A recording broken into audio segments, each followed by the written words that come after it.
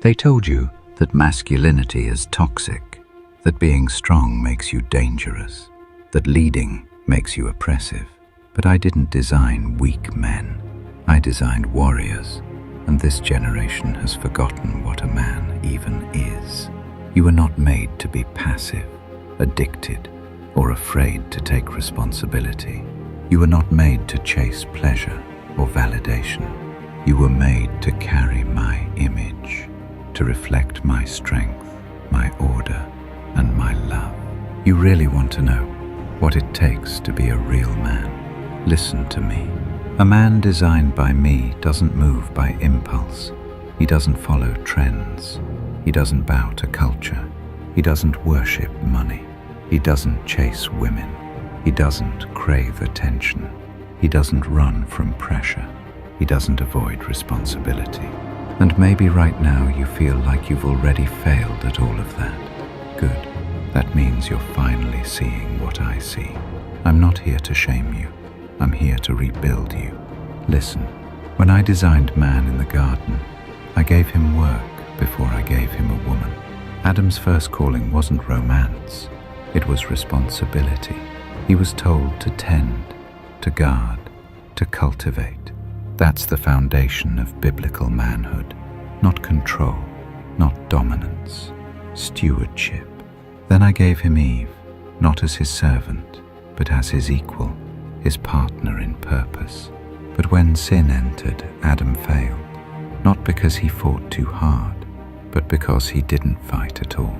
He watched as the serpent deceived his wife. He stayed silent when he should have spoken, and the curse of man began with silence.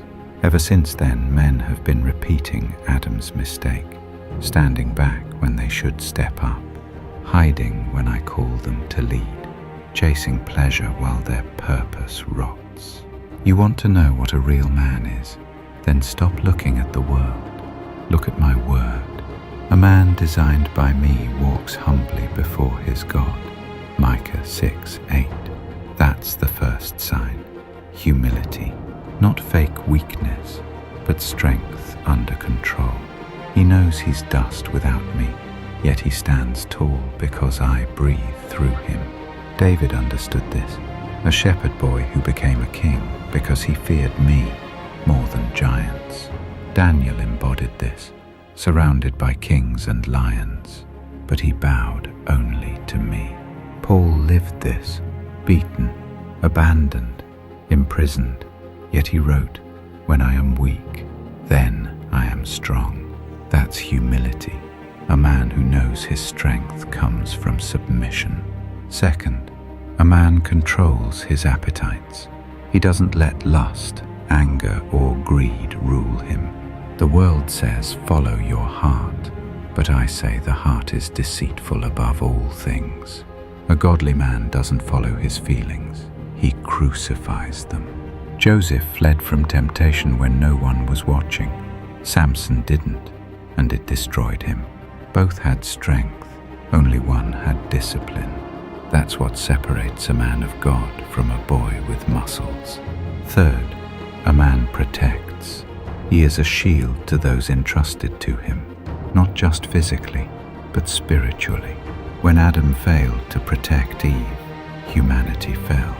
When Abraham protected Sarah, nations were blessed. When Joseph guarded Mary and my son, prophecy was fulfilled. To protect means to stand between danger and the ones you love, even if it costs your life. But today men hide behind screens while their families starve for guidance. They protect their ego, not their home. They guard their comfort, not their calling. If you are to be a man designed by me, then you must be ready to die for what's right, not just in battle, but in silence. When you swallow pride, confess sin, and take the weight no one else will carry. Fourth, a man provides. Provision is not about luxury, it's about faithfulness. I don't measure a man by his wealth, but by his willingness to give. A real provider doesn't just bring food to the table, he brings faith into his home. He doesn't just pay bills, he prays over his children. He doesn't just make plans, he listens to my voice. When I called Abraham to leave everything, he obeyed. When I asked Noah to build something no one understood, he worked for 100 years. That's provision, not convenience, but obedience. And fifth, a man leads, not by control, not by pride, but by sacrifice. That's how my son led. Christ didn't dominate his bride, he died for her. That's manhood, leadership that bleeds, love that serves, strength that bows. Ephesians 5:25 says, "Husbands, love your wives, just as Christ also loved the church and gave himself for her." That's not a romantic line, that's an execution order. You lead by dying to yourself daily. You lead through consistency, not charisma, through example, not excuses. But here's where this generation fails. You want the crown without the cross. You want authority without accountability. You want respect without repentance. You think being a man is about confidence, money, or influence. But without humility, it's rebellion. You think manhood is about having options, but I called you to have discipline. You think it's about being alpha, but I never asked you to dominate. I asked you to die, because every real man I've ever used had to die to something. Moses died to comfort. Joseph died to bitterness. David died to pride. Paul died to ambition. And Jesus died for all. That's what I'm calling you back to.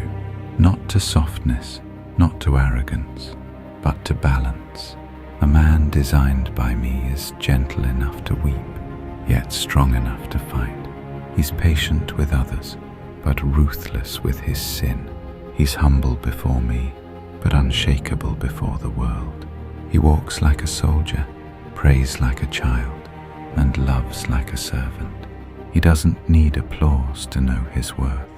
He doesn't need validation to stay faithful, because he knows who he belongs to. If you want to become that kind of man, start here.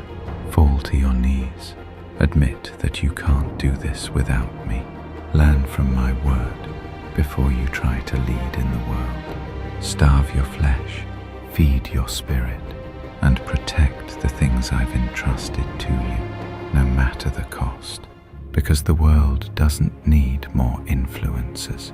It needs men who fear me, men who lead their homes, men who can say no when everyone else says yes, men who will raise sons who worship me, and daughters who know their worth in me.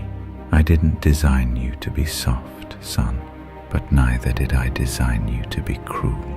I designed you to reflect me, the lion and the lamb, the one who could calm storms with his voice and crush serpents under his feet. So stop asking what the world wants from you. Ask what I require of you. Walk humbly with your God. Control your appetites. Protect, provide, lead, and above all, remember who you belong to. Because when a man lives the way I designed him to, hell trembles, and the world remembers that I am still